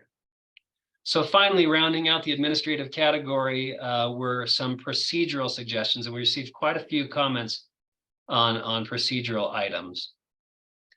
Again, comments on permits. So overall permit considerations. There were a number that asked us to pause permitting until there is another cumulative impacts rulemaking, or to deny permits based on cumulative impacts outright, or to deny applications that add to pollution in any way, or deny permits that are not protective of public health. There were others that said a stay or ban of new permits is not appropriate, as it isn't within the scope and intent of Senate Bill 181. Also, they asked us to consider the economic harm associated with a stay or blanket denial of permits pending some process. With regard to general operating under procedural, we were asked to ensure careful project siting and phasing, to consider prohibiting fracking under sensitive areas such as communities, reservoirs, and Superfund sites, to require pipeline takeaway use at all times, to prioritize on-site mitigation over offsets and trading. A number of people asked us to take a look and make sure that we're monitoring older infrastructure more actively and ensuring that it's updated. And then at least one commenter asked us to ensure that we're requiring and executing plugging for all defunct wells. We received a couple of procedural comments associated with enforcement, and that was simply a blanket statement that said ensure penalties for non-compliance. Also a comment asking us to make sure that we increase staffing to appropriate levels to accomplish enforcement with NCI goals, and then to fine operators for any and all leaks. With regard to communication in general, we were asked to improve lines of communication with relevant agencies during permitting itself, and to include CDPHE and APCD early in permitting, including a written consultation. And then we were asked to create a cumulative impacts overall website that would detail and summarize all applicable cumulative impacts data in one place. And then finally, with regard to caps, we received a few questions associated with, or a few comments associated with caps. One of those would be to ensure that caps are contiguous geographically, and then to require caps to contain cumulative impacts, not just for each operator, but for all operators within the boundary of the cap. And then for approved caps, a couple of requests that we should perform independent cumulative impact analyses for each OGDP within that cap. So a lot of information there associated with the administrative grouping. And again, I'm going to keep moving on unless I'm interrupted, but I'll move on to the next grouping, which is the scientific group. So again, we'll start at the top with air. And as you might guess, we received a lot of comments associated with air. And we subcategorized those into a few comments. And the first one was the general scope of air considerations. Request that we should defer to AQCC with respect to all air emissions. Others asked that we have a statewide process to address the cumulative impacts of ozone precursors specifically. Many people talked about considering air impacts outside of the immediate area as air travels back and forth over jurisdictional boundaries. And that we consider the emissions of existing oil and gas facilities as we're considering and approving new permits, as well as considering non-oil and gas impacts in the permitting process. With regard to data, it was asked that we recognize and take action to correct ozone non-attainment, that we measure all toxins and greenhouse gas emissions, and that we incorporate national ambient air quality standards into our process somehow. That we use air modeling to evaluate CAPs and when we're also evaluating OGDPs. And we also had one comment that said some areas actually report improved air quality despite increased drilling.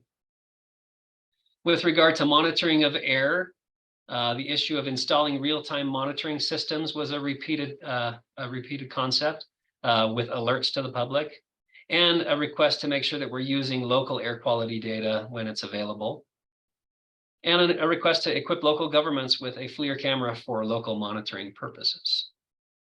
There were potential restrictions suggested associated with air quality, quite a few of them, and we've kind of narrowed them down into groups within the grouping, but most of them were associated with setting some type of thresholds. So set maximum thresholds for total air pollution as well as for specific pollutants, and to deny permits in the non-attainment area until it's no longer a non-attainment area. To only approve permits in the non-attainment area that have no increase in emissions during the non-attainment period, to budget emissions in general during peak ozone season, or to limit operations on bad air quality days, such as budgeting vehicle miles traveled, to require the plugging and abandoning of old wells before any operator can drill a new well, and to hold operators to health and safety standards, and also to enact stronger requirements for electric drill rigs. With regard to climate, and I wanted to note that really the ozone and air comments are quite applicable here, but climate has been repeatedly specifically called out as a, if not the, primary consideration for cumulative impacts. So the overall tenor of that was that we should work to reduce emissions to comply with the climate roadmap, and that we should set max thresholds for total greenhouse gas emissions and ozone precursors, and that we should deny permits until we reduce climate warming, and that we should also consider local warming impacts. Moving on to water, some overall considerations associated with water. And again, I wanted to recognize a number of comments associated with water reuse in the Raton Basin. Thank you again for your comments from Trinidad area and Los Animas County. Also, with regard to more general comments, one of the largest issues that came up repeatedly was the concern over the permanent depletion of water associated with a post-frac injection, which includes large quantities of water. Also, with regard to overall quality of water, quality impacts associated with oil and gas development, quantity of use, and a request to prioritize protection of offsite water contamination. With regard to some potential suggested practices associated with water, asked us to consider talking about some limits on water consumption, or to promote the reuse and recycling of oil and gas water, or even to place a fee on the use of any fresh water used in oil and gas operations, to preclude development near reservoirs and to prohibit pit storage in general, and to continue to disclose chemical use. Also, we received some comments associated with further study of water, and there were quite a few comments associated with PFAS, that we should analyze PFAS or forever chemicals in the water and the impact of oil and gas with regard to the distribution of PFAS in the water system, and that we should also evaluate the long-term impacts of all chemicals used in the water. Moving on to waste. Waste came up often, but it usually was just, I'm worried about waste. But there were a couple of comments that said, wastewater disposal is of a specific concern. And then to ensure we're doing everything possible to limit exposure to hazardous waste. And just like waste, seismic came up 3 or 4 times in those comments, but only came up as I have seismic concerns. So moving on to the third group, the social grouping. And I'll start again at the top with disproportionately impacted communities or environmental justice. There was one commenter that felt DICs are impacted more now than they were previous to Senate Bill 181. Another asked us to deny any and all permits that are proposed in any disproportionately impacted community.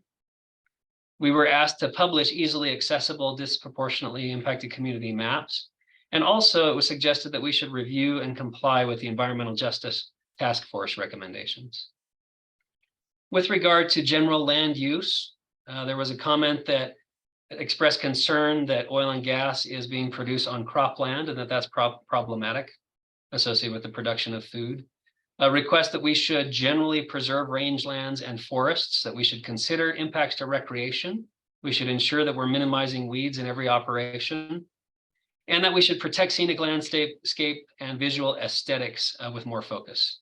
That we should protect open space in general, and that we should consider and address impacts that cross jurisdictional boundaries.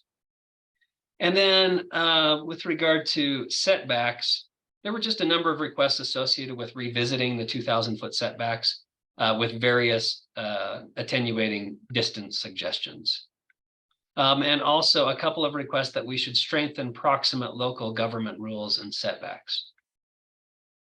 So moving on to the final category, or the final point of this category, hazards and nuisances. Just under general considerations, people expressed a lot of concern about spills, ongoing spills, and the length of time it takes to clean up any spills. Quite a few people talked about traffic, and specifically were concerned with the truck traffic within communities. There were some suggestions to limit truck traffic to off-peak hours or right turns only, or to even create specific haul roads when they're currently using town roads. Also, general considerations associated with noise, light, safety, and at least one requester asked that we think about the development impact of oil and gas on neighboring property values. And some suggested potential actions were there. One was to always mandate the use of best available technologies to minimize all localized impacts. Another asked us to move all oil and gas locations to unpopulated areas. That we should monitor and improve accident response, and that we should take a closer look at pesticide and herbicide use on existing sites. So moving on to the final grouping, the biological grouping. With regard to wildlife, there were some concerns that were expressed and some potential actions.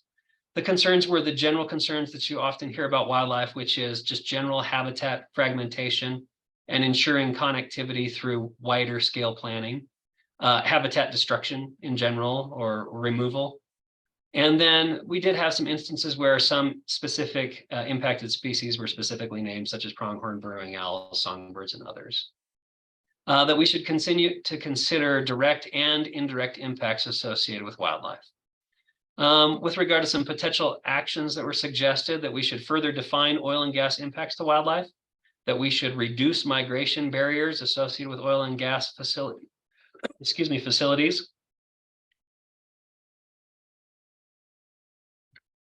that we should work hard to prevent aquatic contamination to protect aquatic wildlife and water ecosystems, and that we should establish stronger buffer zones in general. Also, we were asked to make sure that we continue the habitat improvement work associated with compensatory mitigation, as it was identified as a good cumulative impacts tool. With regard to biological resources, just a couple of comments that we should monitor and remediate soil contamination and examine the loss of plants and plant communities associated with oil and gas development. And then we did receive some comments associated with reclamation. And one of those comments was to consider operator, interim, and final reclamation history when considering new permits for that operator.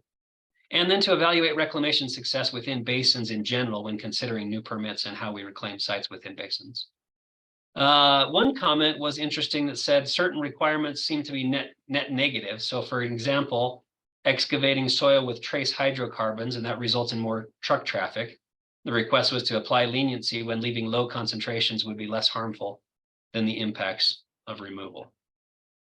So of course, that wasn't exactly exhaustive of all of the comments that we received. They were given to us with regard to some of the same concepts in different verbiage. And so we did our best to summarize and categorize those comments. They were robust, as you saw, a lot of good thoughts with a wide range of views. There were a few general takeaways that really weren't otherwise categorized in the comments that I described above. So one of those general takeaways that came up often was consider protection first, even if that requires leaving resources in the ground. And there was a number of times the overall concern was expressed that the current regs are not reducing the number of approved permits, so they're not working. There was also a concern on the lack of cumulative impact rule implementation since Senate Bill 181, and a concern about the implementation of new rules when previous rules are not yet mature, so kind of both sides there. There were those that expressed appreciation for transparency on the part of COGCC, and there were those that criticized COGCC for lack of transparency in its processes. There were those that stated that COGCC is out of compliance with Senate Bill 181's cumulative impacts mandate, and there were those that stated that COGCC was in compliance with Senate Bill 181 cumulative impacts mandate. So those general comments I think you've likely heard before, and just a little bit of an editorial from me. I think there's a little bit of an opportunity for education on a few of those general points. One of those would be no cumulative impact action since Senate Bill 181, and therefore the Senate Bill 181 cumulative impacts directive has not been met. While we continue to evaluate cumulative impacts on an ongoing basis, and we will continue to do so regardless of this process on an annual basis as it's concluded in regulations, I would refer everyone to the history that we discussed above associated with the cumulative impacts actions that have been taken since Senate Bill 181. And my take on this would be more accurately stated that there are those who would like further action on cumulative impact issues beyond the action that's already been taken. So I think we have an opportunity for education there on what we've already done and what we intend to continue doing.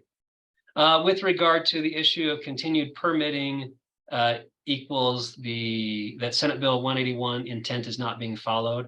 Just wanted to restate that the intent was not intended to stop drilling, nor was it intended to greenlight all drilling, but the intent of Senate Bill 181 was to continue to modify the COGCC mission from foster to regulate oil and gas, and to continue to produce oil and natural gas, but to do so in a way that first prioritizes the protection of public health, safety, welfare, and the environment in the regulation of the oil and gas industry. It's a difficult charge that we have to continue on to regulate the oil and gas industry, to produce oil and gas, but to do so in that way. And I'll say this only because I wasn't on the commission at the time, but I commend the commission with the great work that they've done and the extensive work that they've done with regard to prioritizing the protection of public health, safety, welfare, and the environment during the application process, resulting in much higher quality applications before they ever hit the ground. Also wanted to touch on the comment that disproportionately impacted communities are not being protected. We have significant rules associated with disproportionately impacted communities, and those that have concerns, we're happy to talk more with them about that. But I wanted to note that the commission, again, I wasn't there at the time, but the commission enacted Colorado's first ever rules to be adopted that incorporate environmental justice as a consideration in facility siting. And since I've been on the commission, we certainly have had significant and robust discussion about any facility near or proposed within disproportionately impacted communities. So before I conclude, I want to also state that the comments that we received were vast. There were a lot, but they can be further categorized in kind of a different administrative way. And so they include suggestions that would necessitate multiple implementation vehicles. So forms, policies, written or common practices, agreements, regulations. So for us as a commission, it will at some point be prudent to parse those issues into their appropriate actionable processes, regardless of their subject matter categories. So I wanted to talk just a little bit about next steps. and thank the public and all those who participated so far in our cumulative impacts stakeholder process. We have received your verbal and written comments. We've categorized them as you've seen here. You can take a look at the website for some additional, for the recordings of those meetings. And you can also see the public comments in their entirety from this initial part of the stakeholder process. So I want to talk a little bit about this, the path forward. You saw that the director presented on the cumulative impacts report that I discussed today, which was not to this point part of the cumulative impacts process. And then, of course, we've provided the overview of the written and oral feedback today. And on April 10th, we're having a special commission hearing. And this is with regard to the cumulative impacts report, so that we can receive public comment associated with that report. And we're going to follow the general commission rules associated with public comment. So posted this Friday will be more information on commenting on the cumulative impacts report. And with that being the current opportunity, the intent is to specifically solicit pertinent or responsive comments that are associated with the cumulative impacts report itself, but not rather to repost cumulative impact comments from this stakeholder process. Again, it'll follow our regular commission meeting public involvement process. You can find that report on our cumulative impacts page on our website, along with the opportunity to submit evolving and new innovative technologies or measures in academic or government published reports. So the intent, once we receive comments associated with this year's cumulative impacts report, is to analyze those consistent with the comments that we've received thus far in our cumulative impact stakeholder process, and then to combine those concerns and comments into one process going forward. And that will take us some time. So we expect in May to announce the timeframe for the next steps in the overall cumulative impacts process moving forward. So that said, again, I wanted to thank everyone that has participated. I want to thank the commissioners for attending each of those meetings, as well as the director. I know that a couple were missed here and there, but for the most part, we were at all of them. And I think we've got a good foundation and baseline to move forward.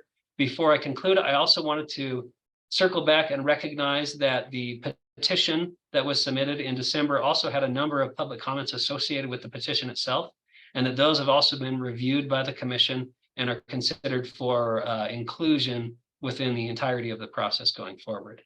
So with that, commissioners, I apologize for being quite lengthy. It's a bit of a detailed report, and would be happy to, while the intent here was simply to report on what we've heard from the public, I'm happy to try to answer any clarifying questions if we have any going forward, or certainly take any comments from the commission going forward. And I can't see, but is the chair back with us? I am, Commissioner Ackerman, and I will make sure to go back and catch the first part of your excellent delivery here. I think that first and foremost, the commissioners want to thank you for the diligent effort and work that you've done in tackling this task. It's evident in the presentation that we are fortunate to have you ground truthing this and working with our various stakeholders on this. So thank you for the excellent work in the past and as you move forward with this. So with that, looking to see if other commissioners have questions or comments at this point in time.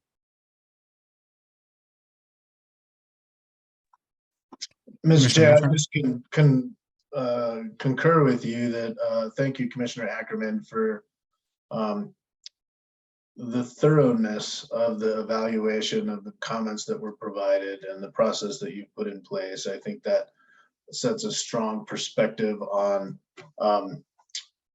what has occurred up until this point, what evaluations been done, what kind of feedback we have received.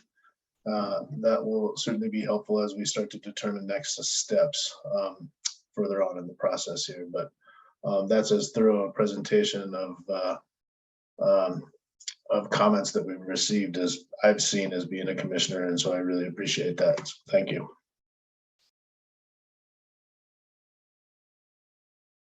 Others with comments?